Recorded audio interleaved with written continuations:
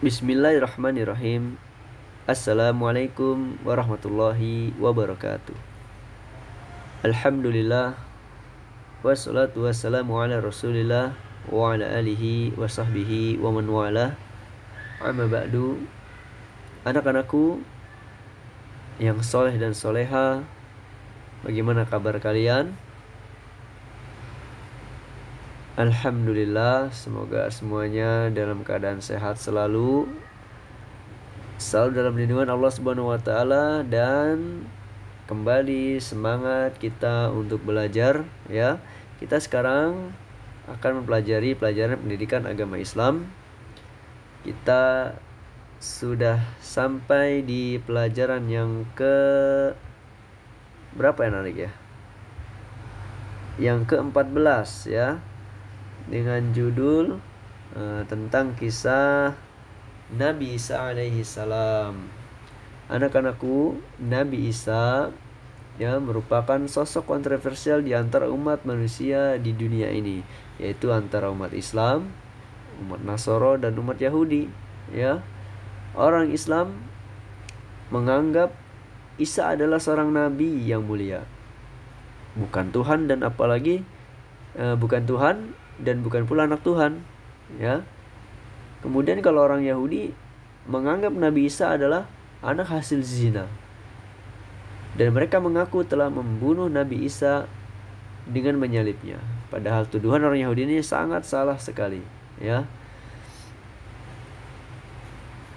Nabi Isa tidak mati disalib, akan tetapi Allah menyerupai seseorang ya. Kemudian orang tersebut yang disalib Nabi Isa, sedangkan Nabi Isa Allah angkat ke langit. Adapun orang Nasoro menganggap Nabi Isa adalah sebagai anak Tuhan, bahkan dianggap Nabi Isa itu Tuhan gitu. Nah, tentunya kita harus meyakini apa yang telah disampaikan oleh Allah dan Rasulnya.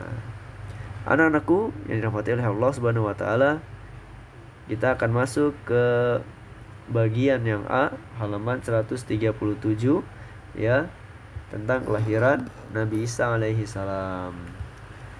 Nabi Isa adalah putra Maryam. Ia dilahirkan pada tahun 1 Masehi, yaitu 622 tahun sebelum Hijriah.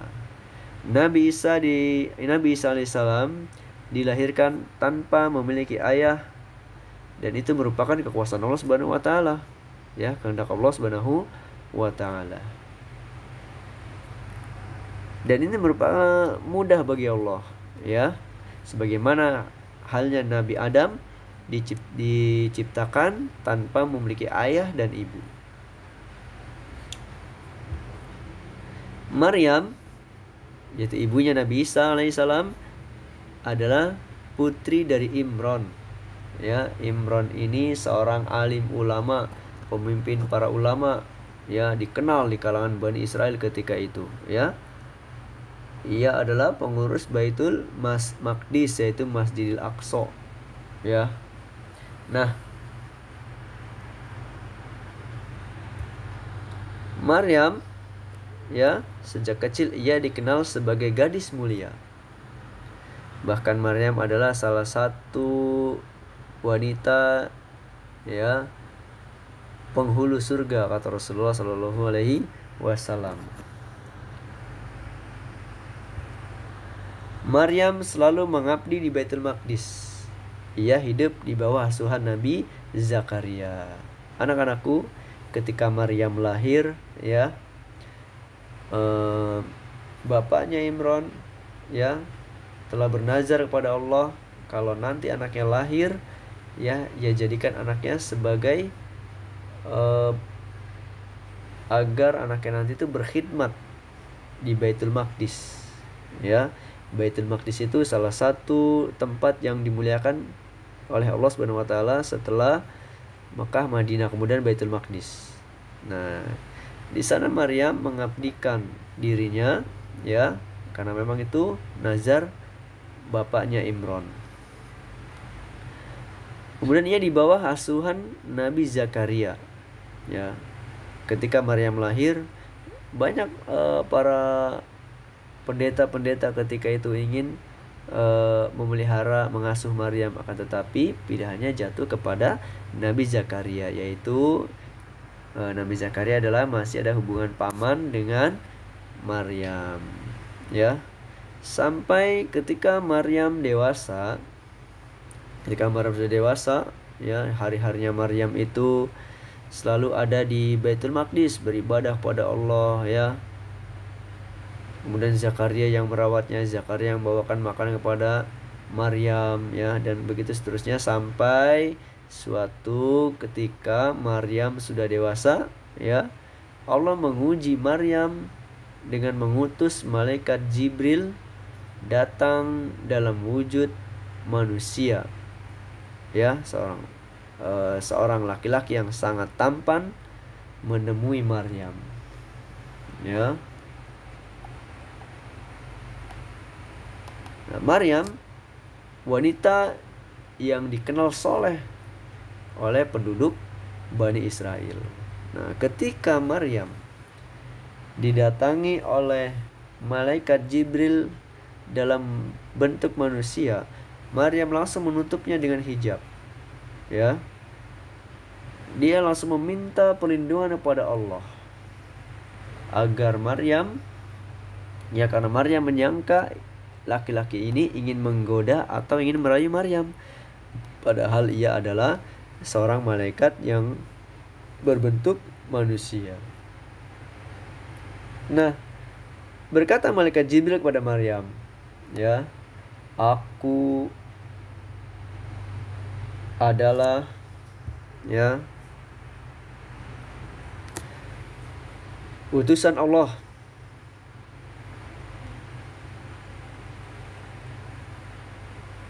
untuk mengabarkan kepadamu bahwa engkau akan melahirkan bayi laki-laki yang akan menjadi nabi, kata malaikat Jibril. Nah, mendengar hal tersebut, Maryam jadi heran, ya. Bagaimana mungkin ia bisa melahirkan padahal ia belum punya suami, ya. Dia belum pernah disentuh oleh seorang laki-laki, ya. Dengan kekuasaan Allah, setahun kemudian di bawah pohon kurma yang lebat dekat tepian sungai yang jernih, Maryam melahirkan bayi laki-laki, ya. Dan bayi itu kemudian diberi nama Isa. Anak-anakku yang dirahmati oleh Allah Subhanahu wa taala, ya, saat itu Maryam kebingungan. Ia dikenal wanita yang soleha, ya. Tiba-tiba dia wanita soleha, tidak pernah berhubungan dengan laki-laki, tiba-tiba punya anak. Ini tentunya membuat Maryam jadi kebingungan, ya. Bingungnya ketika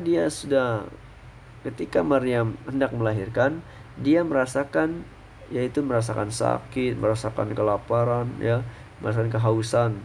Kemudian ia menuju pohon kurma, kemudian Allah alirkan air, ya. Maka di sini terangannya di bawah pohon kurma yang lebat dekat tepian sungai yang jernih, ya. Kemudian Maryam diperintahkan untuk menggoyangkan pohon kurma tersebut. Nah, dalam keadaan kesakitan, Maryam menggoyangkan pohon sehingga jatuhlah kurma-kurma, ya, yang masih segar-segar. Kemudian Maryam makan, kemudian dia melahirkan Nabi Isa. Nah, ketika itu Maryam kebingungan, ya, bagaimana ini?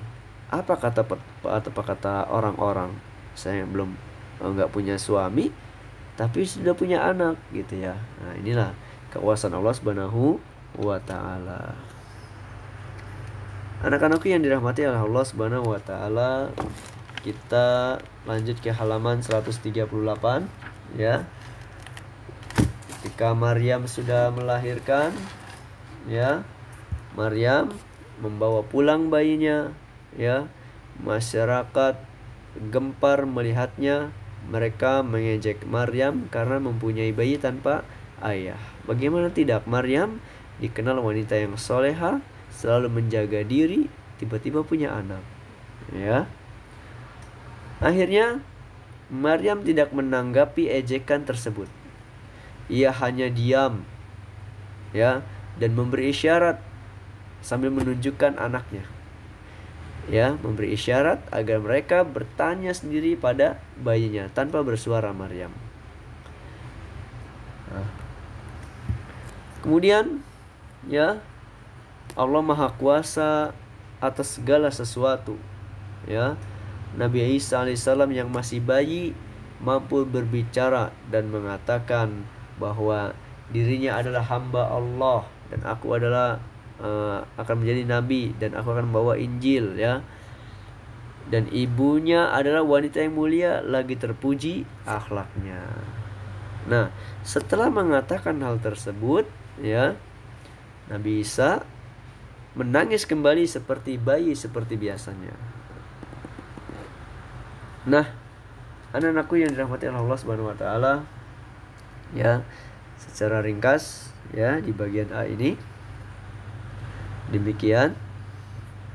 Kalau ingin diperdalam lagi sebenarnya masih panjang, ya, akan tetapi di buku ini dipersingkat, ya. Singkatnya, ya, Allah sudah menutup ejekan-ejekan dari orang-orang Bani Israel. Kemudian kita lanjutkan ke bagian yang B, yaitu ajaran Nabi Isa alaihissalam, ya. Singkat cerita, Nabi Isa alaihissalam sudah dewasa, ya. Nah, Nabi Isa diutus menjadi nabi dan rasul setelah ia berusia 30 tahun, ya. Kemudian apa yang diajarkan oleh Nabi Isa? Ia menyampaikan ajaran tauhid. Apa itu ajaran tauhid? Ajaran tauhid itu yaitu ajaran hanya manusia diajarkan untuk menyembah kepada Allah saja, bukan kepada yang lain, ya. Sebagaimana para nabi sebelumnya, ia mengajak umatnya agar beriman dan beribadah kepada Allah semata. Anak-anakku,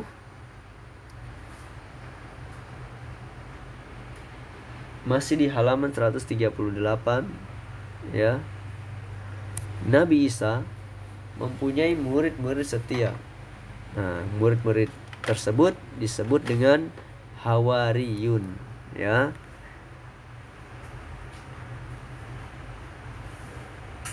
Jadi Nabi Isa, murid-murid Nabi Isa disebut Hawariyun. Ada berapa jumlahnya? Jumlahnya ada 12 orang, ya. Kemudian